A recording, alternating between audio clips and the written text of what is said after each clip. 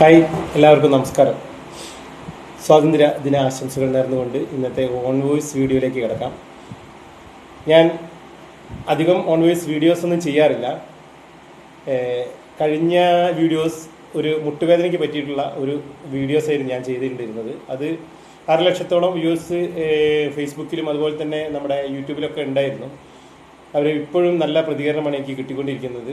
കേരളത്തിന്, ഇന്ത്യക്ക് അകത്തും പുറത്തു നിന്നുമുള്ള ഒട്ടനവധി പേർ എനിക്ക് ഫോൺ കോളിലും മെസ്സേജിലുമൊക്കെ ഇപ്പോഴും അതിനെ പറ്റിയിട്ടുള്ള ഓരോരോ സംശയങ്ങൾ ചോദിച്ചുകൊണ്ട് എന്നെ ബന്ധപ്പെടാറുണ്ട്.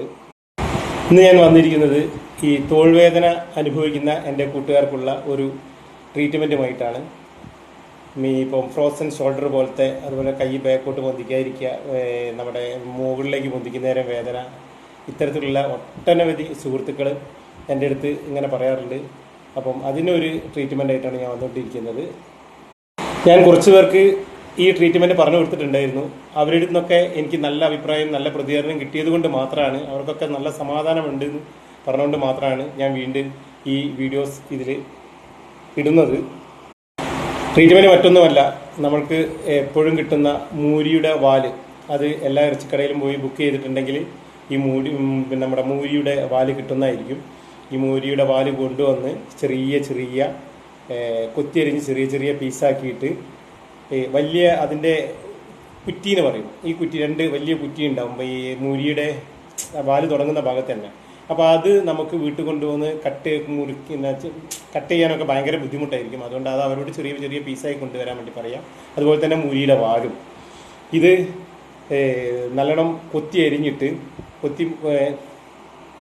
4 കുപ്പി വെള്ളവും ചേർത്ത് നമ്മുടെ മൺകലത്തിൽ, സാധാരണ അടുപ്പുണ്ടല്ലോ, ഈ അടുപ്പത്ത് സാധാരണ കിട്ടുന്ന വിറക് ഉപയോഗിച്ചിട്ട് തിളപ്പിക്കുക പറഞ്ഞിട്ടുണ്ടെങ്കിൽ ഇന്ന് രാവിലെയൊക്കെ ഇട്ട് കഴിഞ്ഞിട്ടുണ്ടെങ്കിൽ അത് ഒരു നെക്സ്റ്റ് ഡേ ആവുന്നത് വരെ കത്തിത്തിളച്ച് ഈ 5 കുപ്പി വെള്ളം കൂടി ഒരു 1.5 കുപ്പി ഒക്കെ ആവുന്നത് വരെ അത് കുറുക്കിയെടുക്കുക. അതിലെ മജ്ജയൊക്കെ വെള്ളത്തിൽ ലയിച്ച് ഒരു കഞ്ഞിവെള്ളം പരുവത്തിലായിട്ടുണ്ടാവും പിറ്റേന്ന് രാവിലത്തേക്ക്.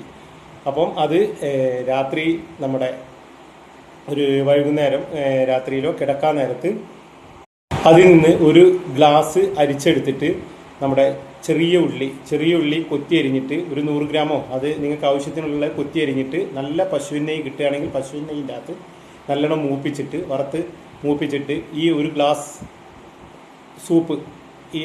സൂപ്പ് അതിലേക്ക് ഒഴിച്ചിട്ട് രാത്രി കിടക്കാൻ നേരം കഴിക്കാം.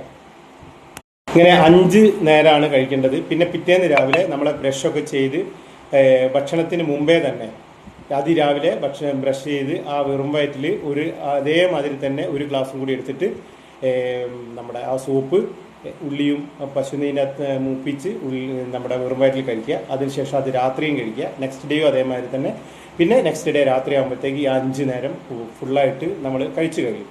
ഇത് കഴിച്ചു കഴിഞ്ഞ് നിങ്ങൾക്ക് ഒരാഴ്ചയോ 2 ആഴ്ചയോ കഴിയുമ്പോഴത്തേക്ക് നിങ്ങളുടെ ഓട്ടോമാറ്റിക്കലി ഈ ഫ്രോസൺ ഷോൾഡർ അതുപോലെ തന്നെ കൈയിൻ്റെ വേദനകളൊക്കെ മാറും.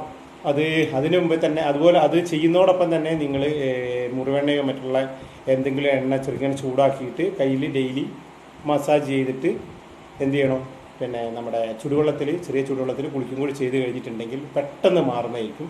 എനിക്ക് ഒട്ടനവധി പേര് എൻ്റെ അടുത്ത് പറഞ്ഞിട്ടുണ്ട്. അതിൻ്റെ റിസൾട്ട് എനിക്ക് കിട്ടിയതുകൊണ്ട് മാത്രമാണ് ഞാൻ ഈ വീഡിയോസ് ചെയ്തത്. കഴിഞ്ഞ തവണ അതുപോലെ തന്നെ മുട്ടിനും അതേമാതിരി തന്നെ ഞാനൊരു മുരിങ്ങ സൂപ്പ് പറഞ്ഞിട്ടുണ്ടായിരുന്നു. അതിനും ആളുകൾ നിരവധി ആളുകൾ എന്നോട് പ്രതികരിച്ച്, നിങ്ങൾക്ക് ഫേസ്ബുക്കിൽ യൂട്യൂബിൽ പോയി നോക്കാൻ അറിയാം, എൻ്റെ യൂട്യൂബിൽ പോയി നോക്കിയാൽ അറിയാം, ഒറ്റ നെഗറ്റീവ് കമൻറ്റ് പോലും അതിനില്ല. അതിൽ ചുരുങ്ങിയ 1000കണക്കിന് കമൻറ്റ് ഉണ്ടെന്ന് തോന്നുന്നു, നിങ്ങൾ നോക്കിയാൽ അറിയാം. പക്ഷെ ഒരൊറ്റ നെഗറ്റീവ് കമൻറ്റ് പോലും വന്നിട്ടില്ല. അപ്പോൾ ഇത് ഞാൻ പിന്നെ ഒരു അനുഭവത്തിൻ്റെ വെളിച്ചത്തിൽ കൂടിയാണ് അന്ന് ഞാൻ പറഞ്ഞത്. എനിക്ക് ആ മുട്ടുവേദന ഉണ്ടായിരുന്നു കുറേ കാലം, വർഷം മുമ്പ്, ഒരു 5-6 വർഷം മുമ്പ് ഉണ്ടായിട്ട് എനിക്കൊരാൾ പറഞ്ഞു തന്ന കാര്യമായിരുന്നു. അതേമാതിരി തന്നെയാണ് ഇതും എനിക്കൊരാൾ പറഞ്ഞു തന്നായിരുന്നു. അത് ഞാൻ മറ്റുള്ളവർക്കൊരു ഉപകാരമായിക്കോട്ടെ വെച്ചിട്ടാണ് ഞാൻ ഈ വീഡിയോ ഇട്ടത്. പൊതുവേ എല്ലാവരിലും ഇപ്പോൾ കണ്ടുവരുന്നതാണ് കൈ പൊന്തിക്കാൻ ബുദ്ധിമുട്ട്, കൈ സൈഡിലേക്ക് ആക്കാനുള്ള ബുദ്ധിമുട്ട്, ഭയങ്കരമായിട്ടുള്ള വേദനകൾ. അപ്പോൾ അതിന് നിങ്ങളൊരു പരിധി വരെ എല്ലാവരും ഈ മൂരിവാൽ സൂപ്പ് എല്ലാവരും ഉണ്ടാക്കുക, വേദനയുള്ള എല്ലാവരും കഴിച്ചു നോക്കുക. എന്നിട്ട് എനിക്ക് അഭിപ്രായങ്ങൾ എൻ്റെ അടുത്ത് പറയുക. ഓക്കെ, എല്ലാവർക്കും നല്ലൊരു ദിവസം നേർന്നുകൊണ്ട് താങ്ക് യു.